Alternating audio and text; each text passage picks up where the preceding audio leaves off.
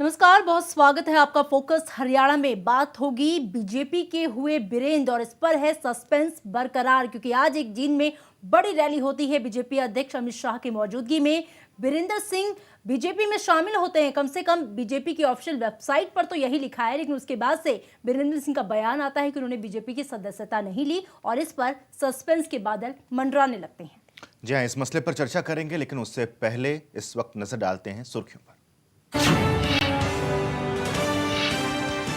वीरेंद्र सिंह के बीजेपी में शामिल होने पर बना सस्पेंस। वीरेंद्र सिंह का बयान, मैंने अभी नहीं ज्वाइन की है बीजेपी, लेकिन बीजेपी की आधिकारिक वेबसाइट में वीरेंद्र सिंह के पार्टी में शामिल होने का दावा।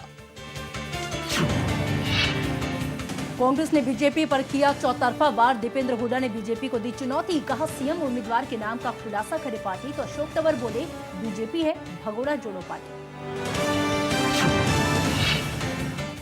इनेलो को गुंडों की पार्टी कहने पर अभय चौटाला ने अमित शाह पर बोला हमला। कहा पहले अच्छी लगती थी इनेलो, तो अब क्यों नहीं? इनेलो के दम पर ही चली थी वाजपेयी सरकार। अमित शाह की नई टीम का ऐलान। हरियाणा से सिर्फ एक चेहरे को मिली जगह। सुधा यादव को बनाया गया राष्ट्रीय सचिव। चंडीगढ़ में इनेलो प्रतिनिधिमंडल ने की राज्यपाल कप्तान सिंह सोलंकी से मुलाकात। कांग्रेस शासन में हुए घोटालों को लेकर सौंपा ज्ञापन। राष्ट्रपति से भी मांगा मिलने का वक्त। और कांग्रेस मैनिफेस्टो के लिए राज्यसभा सांसद कुमारी सैलजा ने भेजे 53 सुझाव। मैनिफेस्टो कमेटी के अध्यक्ष डॉक्टर रामप्रकाश को लिखा पत्र। अंबाला के लिए भी दिए 11 सुझाव।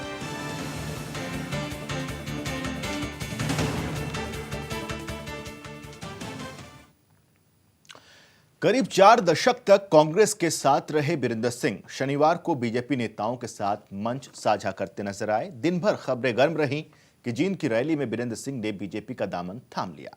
मगर शाम होते होते वीरेंद्र सिंह के हवाले से एक बयान जारी होता है, जिसमें कहा जाता है कि उन्होंने अभी बीजेपी की सदस्यता नहीं ली। हालांकि बीजेपी नेता और बीजेपी की आधिकारिक वेबसाइट के मुताबिक वीरेंद्र सिंह बीजेपी के हो चुके हैं। अरमानों के आसरे बहुत काट ली जिंदगी, अब वक्त कुछ कर गुजरने का है। कुछ इसी फलसफे पर चौधरी वीरेंद्र सिंह ने कांग्रेस से बगावत का बिगुल फूंका था, जिसके बाद धीरे धीरे उनके हमलों का तीखापन बढ़ता चला गया, जिससे ये तय माना जाने लगा कि इस बार सियासत का ये पुराना सूरमा आर पार की लड़ाई का मन बनाकर मैदान में कूदा है। और हाल में बदले हालात ने इस बात पर मुहर लगा दी है कि अब चौधरी को कांग्रेस का साथ रास नहीं आ रहा, इसलिए वो खेमा बदलकर बीजेपी का दामन थाम सकते हैं। बस इंतजार था इस पुराने कांग्रेसी का भगवा चोला ओढ़कर दुनिया के सामने आने का। और इस वक्त खुद चौधरी वीरेंद्र सिंह हमारे साथ फोन लाइन पर जुड़ गए हैं। बहुत स्वागत है आपका वीरेंद्र जी, और यही आपसे है पहला सवाल कि आपने भारतीय जनता पार्टी ज्वाइन की है या नहीं की है? मेरे साथियों ने विधिवत रूप से ऐलान कर दिया है। मेरी धर्मपत्नी ने वहां रैली में अपना फार्म भर के राष्ट्रीय अध्यक्ष को दे दिया है। मैं 11 अशोक रोड पे जाके अपनी फॉर्मेलिटीज 1-2 दिन में पूरी करूंगा। मैंने ज्वाइन करने का ऐलान मैंने कर दिया है, लेकिन जो विधिवत रूप से जो जैसे होता है फार्म भरने का प्रक्रिया, वो मैं वहां जाके करूंगा। यानी कि आज की रैली में आप भारतीय जनता पार्टी में शामिल नहीं हुए, सिर्फ आपने ऐलान किया और इसकी विधिवत तौर तरीके से आप बीजेपी मुख्यालय में जाकर के शामिल हो जाएंगे भाजपा में। अब मैं इसको आप कैसे आप एक्सप्लेन करते हैं, मैं तो ये तो नहीं समझता, लेकिन मैं ये कह रहा हूँ कि मैंने जो भी फॉर्मेलिटीज हैं वो पूरी करनी है। बाकी मैं घोषणा कर चुका हूँ बीजेपी में शामिल होने की। चौधरी वीरेंद्र जी, ठीक है, लेकिन आज भारतीय जनता पार्टी की वेबसाइट जो है, ऑफिशियल वेबसाइट, उसमें इस बात का जिक्र किया गया है कि आपके साथ साथ कई और समर्थकों ने और पूर्व नेताओं ने भी भारतीय जनता पार्टी की सदस्यता ग्रहण कर ली, वो शामिल हो गए हैं भाजपा में।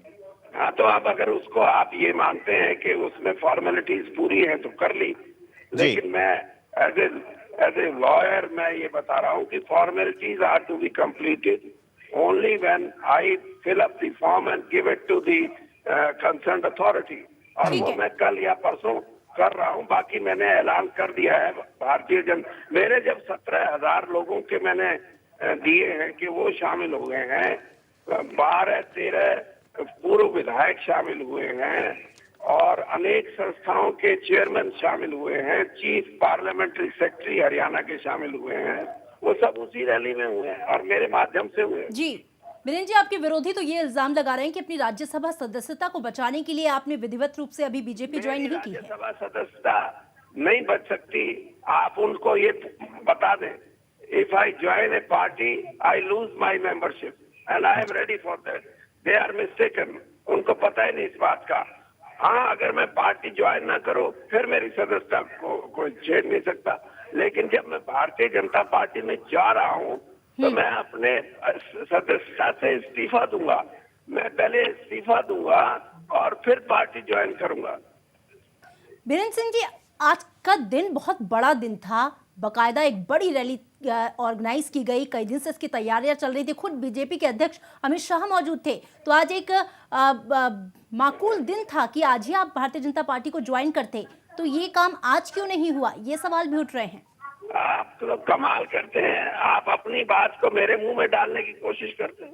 मैं ये कह रहा हूं कि मैंने ऐलान कर दिया है भारतीय जनता पार्टी में शामिल होने का। How do you interpret it, I don't know. जी बीरेंद्र सिंह जी, बस एक आखिरी सा सवाल, तमाम दर्शक भी और हरियाणा के तमाम जनता भी इस बात को जानना चाहती है कि बीरेंद्र सिंह ने भारतीय जनता पार्टी ज्वाइन कर लिया है, वो भारतीय जनता पार्टी के हो गए हैं, बस एक बार बता दीजिए कि हाँ भारतीय जनता पार्टी के हो गए। बिल्कुल, भारतीय जनता पार्टी का मैं आज फुल फ्लैज मैंने अपनी तरफ से ज्वाइन कर लिया है, लेकिन मैं फिर वही बात कह रहा हूँ कि जो कागजी कार्रवाई जिसको बोलते हैं प्रोसीजरल, वो मैं कल या परसों जाके करूंगा वहां ऑफिस में। ठीक है, बहुत बहुत शुक्रिया बीरेंद्र सिंह जी आपका हमारे साथ जुड़ने के लिए। तो बीरेंद्र सिंह जी ने फोकस हरियाणा के इस मंच से साफ तौर पर जो पशुपेश की स्थिति बन रही थी उसको स्पष्ट करते हुए ये कहा है कि मैंने भारतीय जनता पार्टी को ज्वाइन कर लिया है, लेकिन जो सदस्यता ग्रहण करने के लिए औपचारिकताएं होती थी वो बीजेपी मुख्यालय में वो 1-2 दिन में जाकर पूरा कर लेंगे।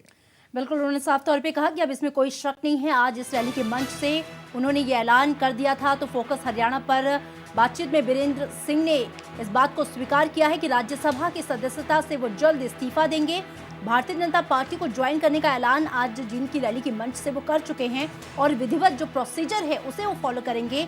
कल या परसों में वो ये कह रहे थे कि बीजेपी मुख्यालय जाएंगे और जो कागजी कार्रवाई होती है दूसरी पार्टी को ज्वाइन करने की वो करेंगे। और साथ ही उन्होंने फोकस हरियाणा से बातचीत में ये भी कहा, हरियाणा की पूरी जनता से, इसमें कोई शक नहीं है कि अब वो भारतीय जनता पार्टी के मंच से तन से हो चुके हैं। जी हां, तो सबसे पहले फोकस हरियाणा पर इस बात को कबूल किया है बीरेंद्र सिंह ने, क्योंकि अभी तक हर जगह पशुपेश की स्थिति की खबरें ही सामने आ रही थी, लेकिन फोकस हरियाणा पर सबसे पहले बीरेंद्र सिंह ने इस बात को कबूल किया, इस बात को कहा है उन्होंने कि भारतीय जनता पार्टी के वो हो गए, अब आगे वो भारतीय जनता पार्टी के लिए ही काम करेंगे और फुल फ्लेज वो भारतीय जनता पार्टी के हो गए हैं।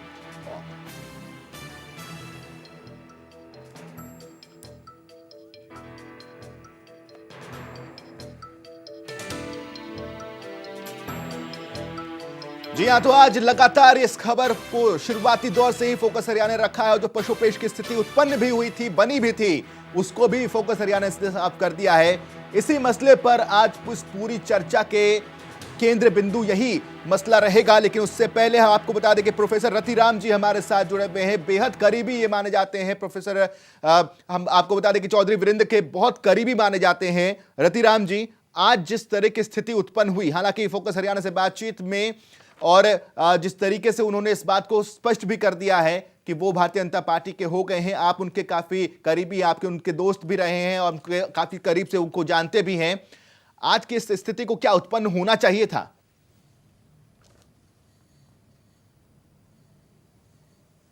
आप मेरे से सवाल कर रहे हैं? जी क्या आप मेरे से सवाल कर रहे हैं? ये जी रतिराम जी, आपसे यही जानना चाह रहा था मैं कि आज क्या सवाल है आपका? जी, सवाल ये है हमारा कि क्या सवाल है? आज की इस रैली में उम्मीदें यही थी और उम्मीदों के अनुरूप ही भारतीय जनता पार्टी में शरीक हो गए, ऐसा लगा सबको, लेकिन शाम होते होते और शाम होते होते ही इस तरह की बातें भी सामने आई कि क्या वो भारतीय जनता पार्टी में शरीक हुए भी हैं या नहीं। एक बयान के तौर पर पूरे मीडिया जगत में तमाम लोगों में इस तरह की बातें पहुंची कि वो भारतीय जनता पार्टी में शरीक नहीं हुए हैं। अभी अभी उन्होंने तस्वीर को क्लियर भी कर दिया, साफ भी कर दिया। अब आप क्या कहना चाहेंगे, जो स्थिति या जो पशुपेश की स्थिति बनी है उसको बनना चाहिए था या तमाम चीजें साफ रहनी चाहिए थी पहले से? ऐसा कुछ नहीं है जी, ऐसा कुछ नहीं है। ये आप लोगों को वहम हो गया था। उन्होंने बीजेपी ज्वाइन कर ली है और इस बात का कोई खास मुद्दा नहीं है। बीजेपी उन्होंने उस रैली में ज्वाइन कर ली और कुछ लोगों के बारे में भी कहा है कि मैंने उन लोगों के साथ बीजेपी को ज्वाइन कर लिया है, इसलिए वो तो मुद्दा ही नहीं है। मुद्दा तो और हैं कि आज का दिन आपने जो बताया कि हरियाणा में बड़ा दिन है, मैं तो इसे दुर्भाग्यपूर्ण दिन कहूँगा। एक आदमी जो 42 साल से एक सोच को लेकर, एक विचारधारा को लेकर चल रहा था, वो अचानक अपनी सोच और अपनी विचारधारा बदल दे, ऐसा संभव नहीं है, कभी भी संभव नहीं है। मैं उनके साथ 78 से लेके और अभी तक उनके साथ मेरी दोस्ती है, संबंध है, राजनीतिक संबंध है, रहे हैं। 2 बार वो पीसीसी के प्रेसिडेंट रहे, मैं उनके साथ जनरल सेक्रेटरी रहा हूँ। मैं उनको बहुत अच्छी तरह से जानता हूँ, उनकी राजनीतिक सोच, उनकी राजनीतिक विचारधारा, वो उसको मैं बहुत अच्छी तरह जानता हूँ। उनकी विचारधारा, उनकी सोच बीजेपी की ना कभी रही ना आगे हो सकती है। वो किसी कारणों से क्यों बीजेपी में गए हैं, कोई मतलब लोभ लालच हो सकता है, कोई बात हो सकती है जो रतिराम जी, कुछ तो मजबूरियां रही होंगी, यूं ही तो मैं कोई यही कह रहा बेवफा हूं। नहीं होता। आखिरकार आप कह रहे हैं कि कोई व्यक्ति जो 42 साल से एक विचारधारा की राजनीति कर रहा हो, वो अचानक इस तरह से उसे चेंज नहीं कर सकता। तो वो मजबूरियां क्या हो सकती हैं और ये स्थिति क्यों आई, आप इसे कैसे एक्सप्लेन करेंगे? देखिए, नहीं मजबूरियां देखो कुछ नहीं। मजबूरियां ये है कि किसी भी प्रदेश में 2 चीफ मिनिस्टर की पोस्ट नहीं होती है। चीफ मिनिस्टर की पोस्ट एक होती है। उनका बहुत दिन से ये सपना था कि भाई मुझे चीफ मिनिस्टर बनना है। वो चीफ मिनिस्टर नहीं बन पाए कांग्रेस में, तो अब वो सोच रहे हैं कि शायद बीजेपी मुझे चीफ मिनिस्टर बना दे। लेकिन उनको ये वहम है, उनको ये पता लग जाना चाहिए कि बीजेपी क्या है। उनको पता है इस बात का, वो कहते रहे अपने भाषणों में कि बीजेपी क्या है।